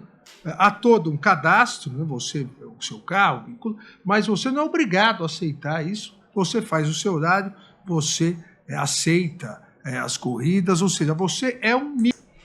Volta a questão do erro de achar que se não aceitar a corrida não tem nenhum tipo de punição. Há punição sim. A punição econômica, que deixa de receber, e a punição do próprio aplicativo que vai descredenciando a pessoa, vai diminuindo o score da pessoa que nega receber as corridas das pessoas que pedem a corrida. Microempreendedor. E como salientado pela tribuna, o Dr. Márcio Eurico. E a ideia do microempreendedor, volta à questão. Que empreendedor é esse que não tem controle sobre a margem de lucro do seu negócio? É um fato inconteste. Não há empreendedorismo, não há empreendimento se você não controla a lucratividade do seu empreendimento. A margem de lucro. Se você não contrata empregados, se é o microempreendedor de você mesmo, das horas que você trabalha, da quantidade de horas que você trabalha. É uma fórmula de trabalho nova. Isso é verdade. É uma fórmula de trabalho nova. E é uma fórmula de trabalho nova que, se aproveitando da inexistência de lei regulamentando como ela deve ser tratada, vem e se estabelece e gera dinheiro, riqueza, acúmulo de capital para quem é dono do capital, para quem é dono do aplicativo, ao custo de evasão de divisas, evasão de tributos, evasão de tudo, ao custo da vida do trabalhador que está ali sendo explorado. É uma forma de trabalho nova, só que aí está vindo agora a repulsa social e a necessidade da atuação da justiça, que é o que tem feito a Justiça do Trabalho corretamente ao reconhecer o vínculo de emprego nessas hipóteses. E aí a dificuldade do Supremo em vir querer barrar esse movimento jurídico, colocando fim à discussão antes que ela se amadureça. No Brasil e no mundo todo. E no mundo todo, essa discussão tem ganho forma, e no mundo todo tem precedentes. Na Inglaterra, reconhecendo a natureza jurídica de um modelo de emprego. Nos Estados Unidos, tem decisões de alguns estados nesse sentido. Olha que interessante. A referência do direito comparado, que é uma fonte do direito, está no artigo 8º da CLT, é uma fonte do direito comparado, numa situação como essa, de um paradigma de produção ainda não regulado pelo nosso país. Aplicativos de serviços de transporte, de serviços de entrega, você tem um aplicativo no seu celular aqui, qualquer lugar do mundo que você vá, tem vários que você não precisa nem colocar outro aplicativo. Isso. Mas isso é a concepção de uma empresa multinacional. Aonde que isso interfere na relação de vínculo de emprego? Então, olha só. Então a gente está criando um critério que, se tratar de uma empresa multinacional, que tenha sede e filiais em vários países, ela fica desobrigada, desonerada do cumprimento de normas trabalhistas. Ela pode contratar os trabalhadores sob qualquer título do país onde ela estiver. A norma trabalhista daquele país ela não precisa respeitar? Seria essa a condição? Veja que é um argumento que não tem relevância jurídica nenhuma, a não ser, e eu acredito que o Supremo Tribunal Federal jamais defenderia isso, se se estivesse criando uma imunidade trabalhista, tributária, fundiária, previdenciária para empresas multinacionais. Então aí o pau que dá em Chico tem que valer em Francisco. Então tem que ser para todo mundo. Qualquer empresa transnacional, então não precisa mais se preocupar no cumprimento das normas trabalhistas do país onde ela estiver. Afinal de contas, em qualquer lugar do mundo ela pode ser acionada. Foi uma evolução não sem resistência, eu digo isso. Olha só, a concepção de que isso tenha sido uma evolução, senhor ministro, ela é uma concepção ultrapassada. A concepção de que o modelo de produção uberista foi uma evolução é uma concepção ideológica. É uma percepção que está sendo colocada em xeque, e não só no Brasil, mas em todo o mundo. Num primeiro momento, eu e tantos outros e todo mundo realmente viu como uma evolução. Mas ao se dar conta de como isso malbarata, viola, diminui, amesquinha as condições do trabalho humano, ao se dar conta disso, o que está acontecendo agora em termos de mundo? O movimento contrário, de dizer, opa, isso não é uma evolução, isso é uma involução. E aí, senhor ministro, aí vem o que humildemente eu digo, que eu acho que o Supremo Tribunal Federal bem faria se retirasse dessa discussão. Se parasse com esses conhecimentos per salto, se parasse de ficar conhecendo dessas matérias em sede de reclamação e deixasse o andamento normal dos processos para que essa discussão amadurecesse na seara adequada que é no âmbito da Justiça do Trabalho. O que acontece? Esta evolução desse entendimento demanda que ele seja muito e bem discutido no foro adequado, que é quem conhece da gênese histórica do direito do trabalho. Por quê? Vossas Excelências do Supremo Tribunal Federal, com exceção de alguns, não são doutos e especializados na matéria trabalhista. Vossa Excelência não é um renomado constitucionalista da área penalista, então foi promotor de justiça na área penal, mas não é da área trabalhista. E aí tem um detalhe, Excelência. Quando se faz uma análise histórica da evolução do mundo do trabalho,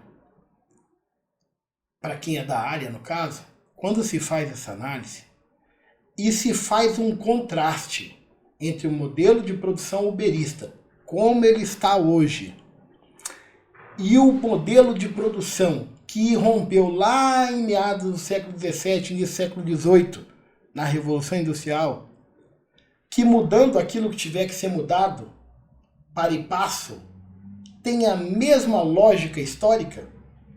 Leia-se.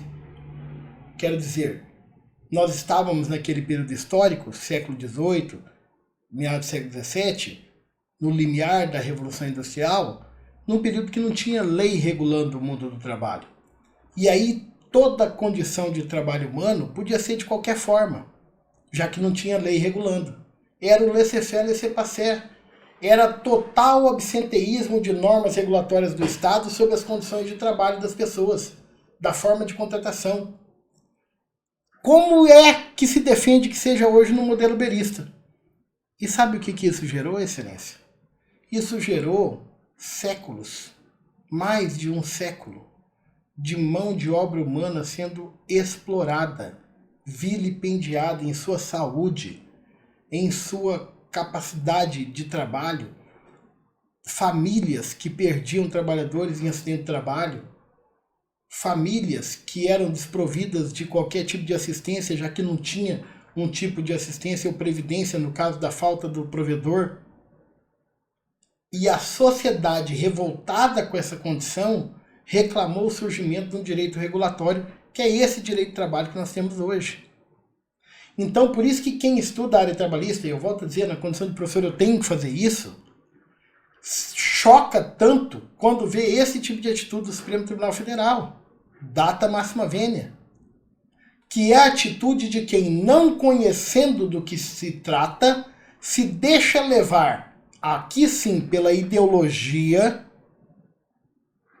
por um senso comum muito bem plantado midiaticamente no plano recente, mas pelo senso comum, se deixa levar por isso, e aí está impedindo que algo que aí sim seria a evolução do direito do trabalho aconteça. Com todo o respeito. Isso porque sofri na pele as confusões. Isso começou lá atrás, eu era secretário de Transportes entre 2007 e 2010 em São Paulo, que só tem 33 mil táxis. E os mais afetados, obviamente, Sabe o que aconteceu? Vamos ouvir o que ele vai contar aqui do que aconteceu com os táxis lá em São Paulo. Vamos ver o que ele vai contar. Naquele momento, foram os táxis. Houve uma pressão muito grande na Câmara Municipal em São Paulo para se proibir esses serviços. Nós já chegamos a declarar inconstitucional essa proibição em algumas outras capitais, porque realmente revolucionou o setor. Mas revolucionou o setor para o bem do consumidor. Ponto. Olha só, Excelência. Vamos lá. O que Vossa Excelência está narrando, data máxima vênia, não se revela veraz numa leitura mais ontológica, numa leitura mais aprofundada. A priori, a visão que se estabeleceu foi essa mesmo. Não, está sendo muito bom para o consumidor o modelo uberista. Mas o que a realidade do uberismo mostrou no Brasil e em outros lugares do mundo? O modelo de produção uberista não é um modelo de inovação disruptiva, de criação de novos modelos produtivos, rompendo com modelos produtivos que já existiam. Não. O modelo de produção uberista é um modelo de destruição criativa. Ele não se estabelece criando um novo mercado. Ele se estabelece destruindo um mercado consolidado, organizado e sedimentado para ocupar o lugar desse mercado, que foi o que aconteceu no modelo de táxis. Porque o sistema de transporte de táxis no Brasil, o sistema de transporte de táxi no Brasil, inclusive, é referência mundial. Pela forma de organização, pela forma de controle, pela forma como o serviço é prestado pelos profissionais habilitados para o serviço de táxi. Muito bem, mas o modelo uberista destrói esse modelo de produção, de prestação de serviços, para se colocar no lugar. E ele faz isso, ele começa fazendo isso com esse viés, porque isso é melhor para o consumidor. É mais dinâmico, o acesso é mais rápido, com isso ele é mais barato. É assim que ele se estabelece.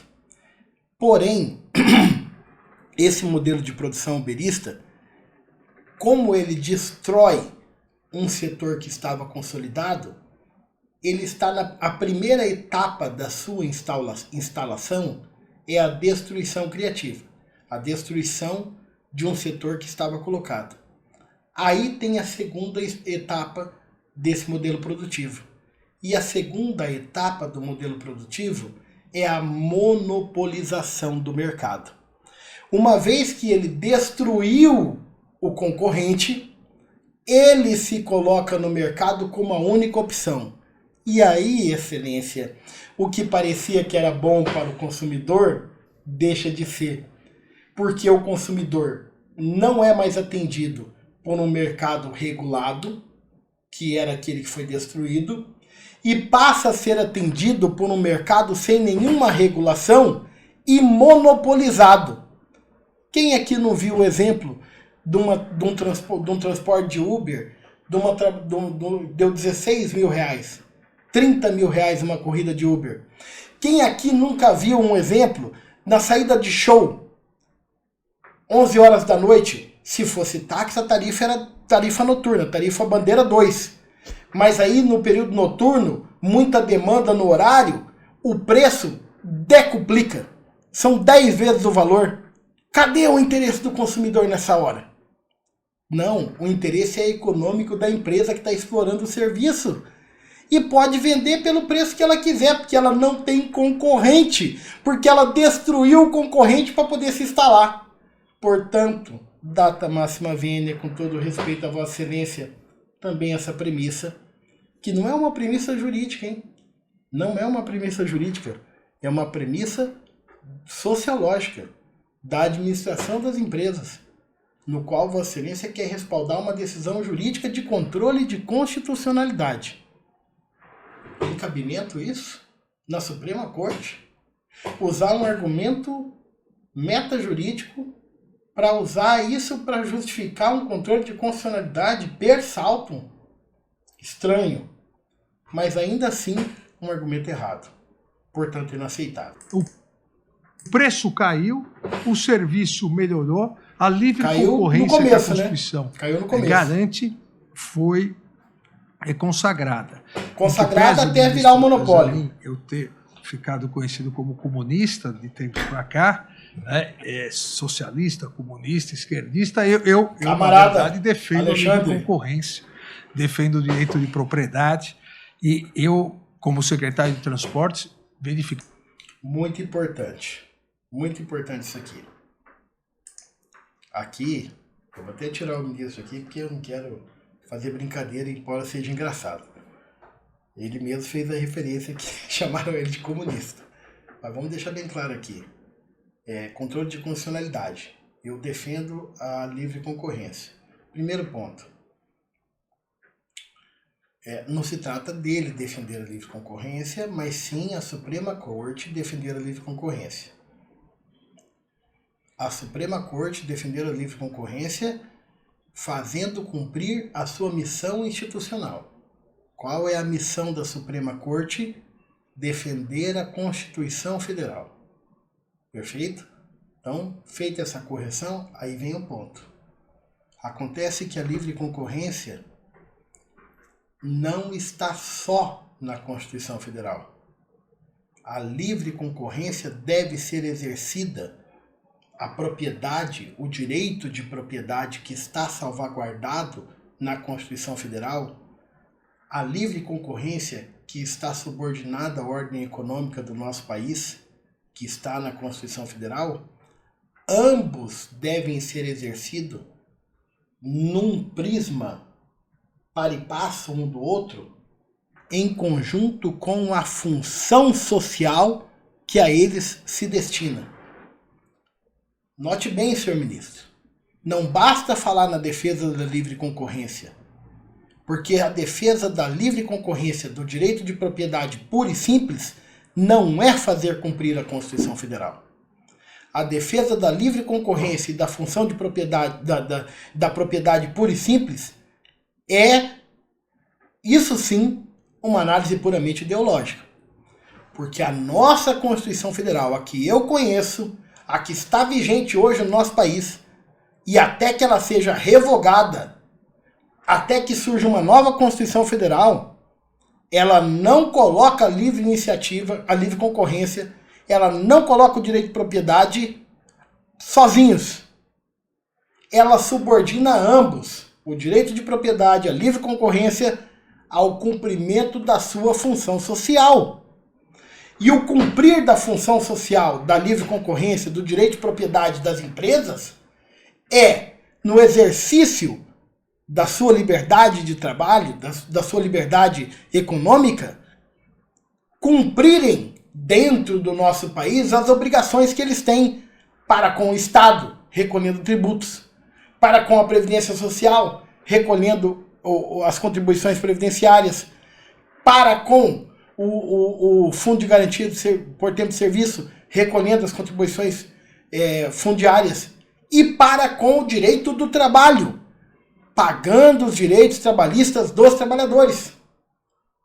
Portanto, não se trata de dizer só da defesa da livre concorrência do direito de propriedade. Se trata de dizer que, para bem cumprir a Constituição Federal, Vossas Excelências devem, atentos ao direito da livre concorrência, também observarem que o direito de propriedade e a livre concorrência se subordinam à sua função social.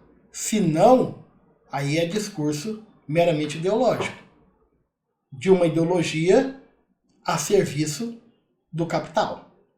E eu creio que não é isso que a Suprema Corte deve fazer. A Suprema Corte deve obediência não ao capital, não ao trabalho. A Suprema Corte deve obediência à Constituição Federal. E ela diz que a propriedade cumprirá a sua função social. E como melhorou nessa concorrência, acabou melhorando os serviços de transportes para a população, principalmente porque já pagava antes. Isso foi um outro grande diferencial. O trajeto vem o preço e evitava, às vezes, alguns problemas que, em São Paulo, eu diria que se ocorre por exceção, mas nós sabemos que em alguns locais o ponto A para o ponto B passava por todo o alfabeto. Isso. Pois é, né, senhor ministro? O senhor não está sabendo das corridas de 20 mil reais, não, né? De 30 mil reais. Bota no Google aí. Corrida de Uber, 20 mil reais. Saída de show. Preço de Uber, saída de show. O senhor não está sabendo. Na verdade, o senhor não deve estar sabendo mesmo, que o senhor está como ministro do Supremo Tribunal há muito tempo e é impossível para o senhor pegar um Uber nessa condição, até por questão de segurança. O senhor não está sabendo disso. Mas é preciso saber. E aí é o nosso papel dizer, e você que está assistindo esse vídeo, fazer essa ideia chegar nessas pessoas, porque eles não sabem disso, isso é importante. Não é dolo, má fé, absolutamente. Eles não têm conhecimento disso. Porque olha a realidade desse pessoal. Esse pessoal não tem condição de pegar o Uber, gente. Eles vivem com segurança, com transporte sob maior sigilo, né? Então tem que contar isso para eles, que eles não estão sabendo dessa realidade, que a realidade mudou. Que isso aí era quando a Uber quando o modelo de produção estava instalando. Agora eles estão monopolizando, agora eles estão mostrando a verdadeira faceta, né? Encarecia muito. Obviamente são serviços que também merecem aprimoramentos de segurança e passageiros. Tivemos casos aí lamentáveis, né, de estupros, por exemplo. Embora esse argumento não tenha nenhuma relevância para fins trabalhistas, eu não posso deixar de pincelar ele para dizer o seguinte, e a empresa dizendo que não tem responsabilidade nenhuma. Tá? Própria regulamentação da segurança daqueles que prestam o serviço, mas isso, ao meu ver, não retira a importância desses novos serviços de transporte, seja de passageiros. Mas vamos deixar bem claro aqui uma coisa. A importância desses novos serviços de transporte. Beleza. Mas ninguém está falando para acabar com o sistema de transporte.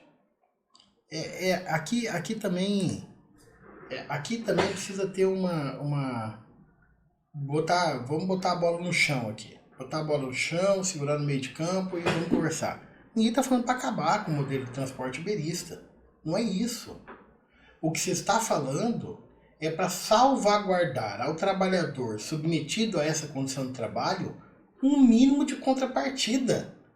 Qual o mínimo de contrapartida? Até que surja uma lei que regulamente de forma diferente, que se pague a esse trabalhador o que se paga ao trabalhador empregado. Porque o direito tem que resolver a situação. Não dá para você negar a tutela jurídica alegando que não tem lei que a regulamente. Isso aí era a denegatio actionis lá do direito romano, que não cabe no nosso ordenamento jurídico. Então, o que tem que fazer? Tem que pagar ali férias, 13º, tem que pagar a sobrejornada, um mínimo de contrapartida para esse trabalhador. Ah, mas agora surgiu uma legislação que está regulando o trabalho por aplicativo. Beleza, então ele vai ter esses direitos. Mas até que venha alguma coisa ele tem que receber. Então ninguém está falando para acabar com o modelo de produção, não. Está dizendo que a forma de remuneração, a forma de pagamento, o jeito que esses trabalhadores estão sendo explorados, não dá para continuar assim. É isso. Vamos colocar a bola no chão. Não dá para continuar do jeito que está. E até que tenha uma lei que regulamente de forma diferente, aplica-se a isso o que há de hoje no direito do trabalho, que é o vínculo de emprego. Que serve para a situação, se adequa à visão da subordinação integrativa, que é uma releitura do conceito de subordinação adequada ao tempo atual, já que a subordinação jurídica era própria do modelo de produção que já ficou no tempo, que é o modelo fordista. A subordinação jurídica hermética de um comando central é do modelo fordista, dos anos 70. Tá? Nós estamos agora num novo modelo de produção, então nós vamos falar numa subordinação integrativa, por isso tem vínculo de emprego. Mas aí surge uma outra lei regulamentando de forma diferente, beleza, vamos aplicar essa lei. Então vamos deixar bem claro que aqui não se trata de dizer que tem que acabar com esse modelo de produção. O que tem que se fazer é regular ele de uma forma que garanta a quem trabalha um mínimo de contrapartida. E o que o Supremo está fazendo, lamentavelmente, é impedindo que esse avanço aconteça, na medida em que ele pede a discussão, que ele põe um fim à discussão com essas reclamações que ele tem admitido. Não é bom isso, não. Ou seja, de entrega de... Hoje não só alimentos, remédios também, todo tipo de entrega, é uma nova forma, e uma nova forma que possibilitou um aumento de emprego. Um aumento de emprego e renda. É a livre... Senhor ministro, ou é uma forma de trabalho que é emprego, e aí para tudo e deixa a sentença lá, porque a sentença, o julgamento, o acórdão do tribunal que vocês estão discutindo aí, diz que é emprego. Ou é uma forma de trabalho que não é emprego. Não dá para o senhor ficar o tempo todo falando que não é emprego e depois chamando de emprego. Pera lá. Vamos adequar o negócio aí. Iniciativa que a Constituição consagra, garantindo novas possibilidades das pessoas terem uma forma de produzir renda.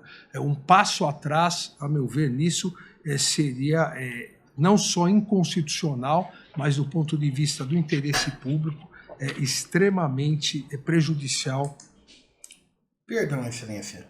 Seria inconstitucional por quê? Qual dispositivo que está sendo alegado inconstitucional? Porque o contrário eu sei, está violando a função social da propriedade. Artigo 170 está violando a função social da propriedade. Artigo 170, artigo 5º, 23, inciso 23, está violando a dignidade da pessoa humana, artigo 1º, inciso 3, está violando o valor social do trabalho, artigo 1º, inciso 4º, tudo da Constituição Federal. Qual que é a inconstitucionalidade aqui? Eu acho que é o contrário, data máxima vênia. Com todo respeito. A sociedade. Eu cito aqui, para não cansar... E sobre o interesse público, eu estava deixando passar. O interesse público é o contrário, Excelência. Porque o que importa para a sociedade, o que importa para o Estado, é uma sociedade onde as pessoas tenham um mínimo de dignidade pelo trabalho que elas prestam, que lhes garanta saúde, moradia, segurança, lazer. E o que está acontecendo hoje na nossa sociedade é o contrário. Olha, esse gancho é muito importante. Esse gancho é muito importante, Alexandre. Ministro Alexandre, esse gancho é muito importante. Por favor, o interesse público é o contrário. O interesse público é no sentido de que reconheça o vínculo de emprego. Porque esses milhares de trabalhadores que estão trabalhando nessa condição, eles não têm previdência social. Se eles acidentarem, se eles morrerem num acidente, se eles ficarem inválidos, quem vai custear isso é o Estado, sem que eles tenham contribuído nada para a previdência social. É a Seguridade Social que vai custear isso. Se eles tivessem um vínculo formalizado com recolhimento previdenciário, aí teria um mínimo de contrapartida. Não, nós estamos onerando a Seguridade Social.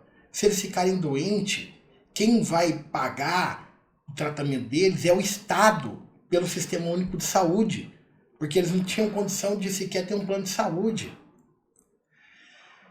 Quem não está recebendo tributo fiscal, imposto, é o Estado. Então, o interesse público é o contrário que Vossa Excelência está falando.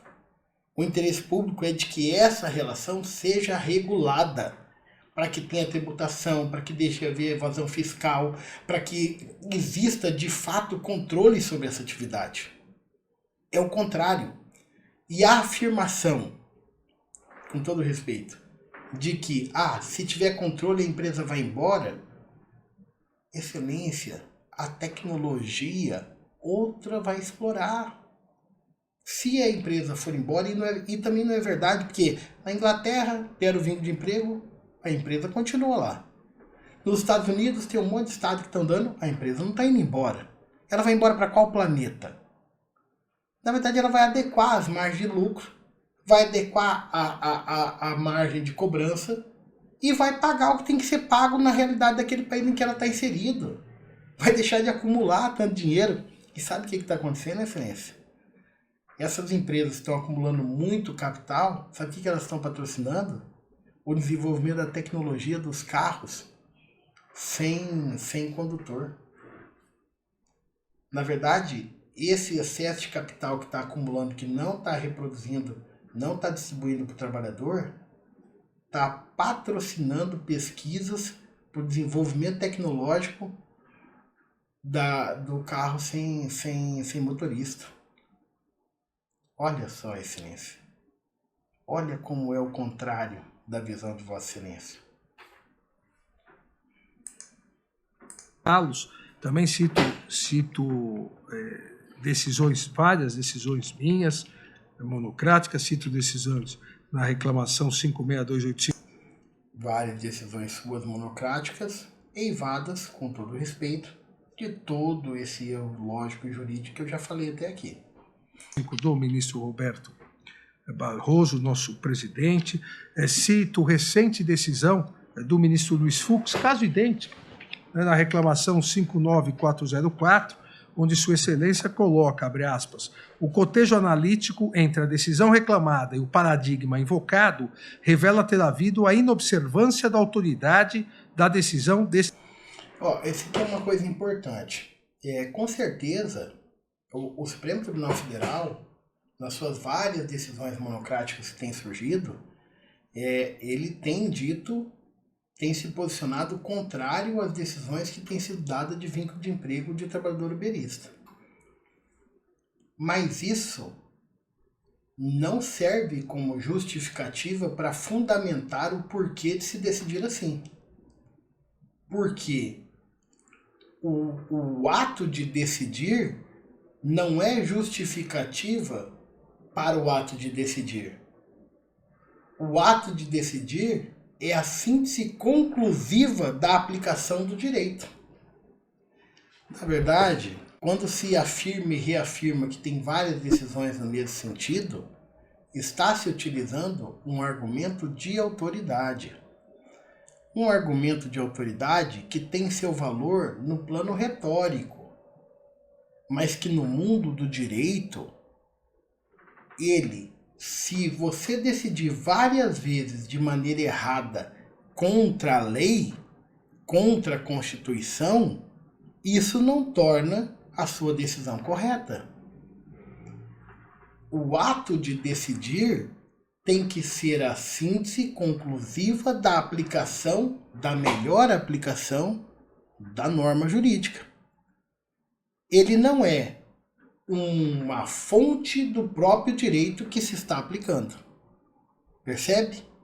Então esse argumento, com todo respeito, que é um argumento de autoridade, não tem cabimento para justificar o que se está decidindo nesse caso.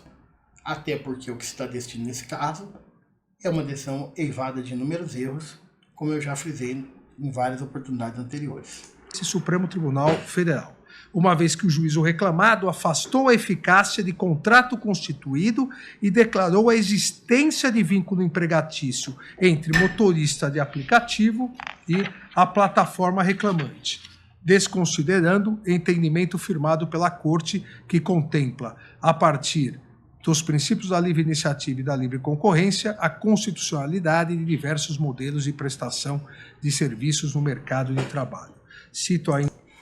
É constitucional, mas em cada caso concreto tem que ver as condições de como o trabalho foi desempenhado. Beleza? Da segunda turma, outras decisões análogas da mesma questão, essa questão de... Eu quero ver quando chegar o julgamento daquela ação civil pública lá de São Paulo. Porque ali foi explorado várias condições pela prova de como a subordinação, o controle era realizado de maneira muito clandestina, muito omissa, é muito subentendida, tem várias questões probatórias ali para serem analisadas. Quero ver quando chegar isso no Supremo. Como é que eles vão superar, primeiro, como é que eles vão enfrentar uma análise de prova. É uma grande questão. Segundo, como é que eles vão superar uma prova tão contundente como aquela? Para falar com teorias em abstrato. Serviços de transporte de passageiros, de relatoria do ministro Nunes Marques, relatoria do ministro Gilmar Mendes.